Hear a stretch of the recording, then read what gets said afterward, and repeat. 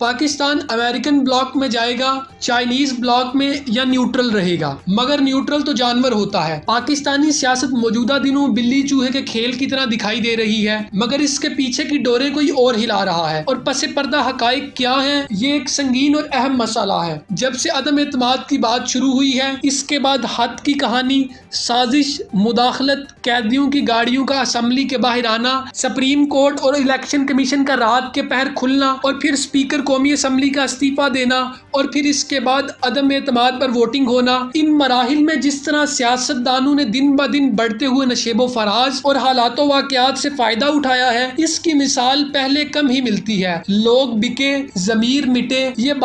بات کی ہے، مگر جس طرح ایک ایک نمبر سے گیم کی کایا پلٹ سکتی ہے، ٹھیک سب نے اس کا فائدہ اٹھایا۔ فائدہ اٹھانے والے بہت سے تھے، مگر عمران خان کے ماضی کے بیانات کے مطابق وہ پنجاب کے ڈاکو اور گجرات کے چودھری برادران ہیں۔ اس تمام تر وقت میں اب وہ قومی اسمبلی کی سیاست ہو یا پنجاب کی، چودھری برادران نے ہر جگہ اپنی من مانی کی کوشش کی، اور عمران خان کے پاس ان کی من مانی کے علاوہ کوئی راستہ نہ تھا۔ اس لیے چودھری برادران کے بارے میں مشہور ہے کہ یہ نہایت زیر سیاست دان ہے، مگر اس تحت کی لالچ نے سارا بانڈا پھوڑ دیا، اور چودھری برادران کے اپنے گھر میں لڑائی چل پڑی۔ پارٹی کا شرازہ منتشر ہونے کو ہے، مگر یہ بات ایک طرف۔ اگر گجرات کی سیاست کی بات کی جائے تو سابق وفاقی وزیر چودھری وجاہت حسین کے صاحبزادے MNA چودھری حسین الہی نے حلقہ NA-68 میں ایک بڑی تعداد میں اپنا ووٹ بینک بنا رکھا ہے، جبکہ اس کے برعکس پاکستان مسلم لیگ نون کی بات کی جائے تو گزشتہ 4 سالوں سے نون لیگی MNA تو حلقہ میں کبھی نظر نہیں دکھائی دیے۔ ہاں، البتہ سابق نون لیگی MPA میجر معین نواز کبھی کبھار حلقہ میں کسی شادی بیاہ یا کسی سوگ کی محفل کی زینت بنے دکھائی دیتے رہے ہیں۔ اگر حلقہ PP 29 کی بات کی جائے تو سابق نون لیگی MPA میجر معین نواز نے پروگرام میجر ٹاک حامد میر کے ساتھ میں اعتراف کیا تھا،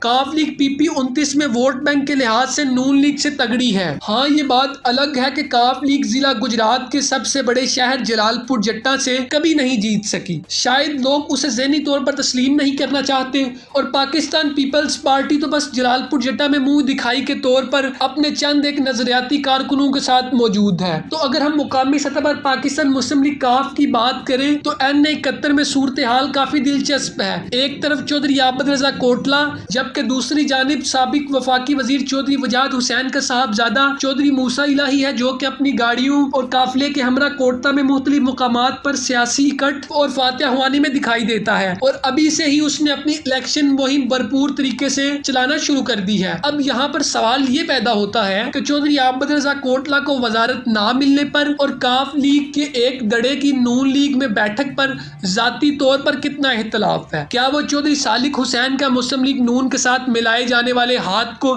بالائی طاق رکھتے ہوئے الیکشن لڑیں گے، یا پھر NA-71 میں انہیں کاف لیگ سے ہاتھ ملانا ہوگا، یا پھر چودھری عابد رضا کوٹلہ نون لیگ کو حیرآباد کہہ دیں گے؟ حلقہ کے پرزور عوامی مطالبہ ہونے کے باوجود چودھری عابد رضا کوٹلہ کو وزارت نہ ملنا اور کاف لیگ سے چودھری صالح حسین کو وزارت ملنے سے گجرات کی سیاسی صورتحال میں تہلکہ مچ گیا ہے۔ ناظرین، حلقہ NA-68 جو کہ کاف لیگ کا گڑھ مانا جاتا ہے، NA-68 میں چودھری حسین الہی اس قدر مشہور اور مقبول ہیں کہ اپوزیشن کے لوگ بھی ان کی تعریف کرتے دکھائی دیتے ہیں۔ مطلب اس بار عوامی حلقے کے مطابق چودھری حسین الہی کو ٹکر دینا نوابزادگان کے بس کی بات نہیں ہے، مگر یہ بات وقت طے کرے گا۔ دلچسپ بات یہ ہے کہ مسلم لیگ کاف اگر جلال پور جٹا شہر کی بات کی جائے تو یہاں سے کبھی نہیں جیت سکی، یعنی کہا جا سکتا ہے کہ جلال پور جٹا جو کہ 1,30,000 کی آبادی کا شہر ہے، اس نے کاف لیگ کو ذہنی طور پر تسلیم نہیں کیا۔ اگر اسی کے ساتھ حلقہ PP 29 کی بات کی جائے تو PP 29 میں سیاست کا یہ کھیل شطرنج نما بن چکا ہے، جہاں پر ایک وزیر گرنے کے بعد ہر پیادہ اپنے آپ کو اگلے وزیر کے طور پر پیش کرتا ہے۔ ناظرین، اس بار بھی PP 29 میں کاف لیگ اور نون لیگ میں مارکہ آرائی ہوگی۔ بلدیاتی انتخابات میں ڈپٹی میئر اور عام انتخابات میں MPA کے مضبوط امیدوار، جن کو سابق وفاقی وزیر چودھری وجاہت حسین کا قریبی اور بااعتماد ساتھی سمجھا جاتا ہے، کاف لیگ کے ضلعی اسپوکس پرسن ترجمان چودھری وجاہت حسین چودھری افغان فاروق افقولہ چور ہیں، جو کہ سیاسی سرگرمیاں ہوں، کھیل کا میدان ہو، تاجروں کی مالی معاونت ہو، موذی بیماری کے پھیلاؤ کو روکنے کے لیے حتیر رقم کا عطیہ ہو، عوامی مطالبہ پر کمیونٹی سینٹر کا قیام ہو، مسجد کی تعمیر و ترقی کی بات ہو،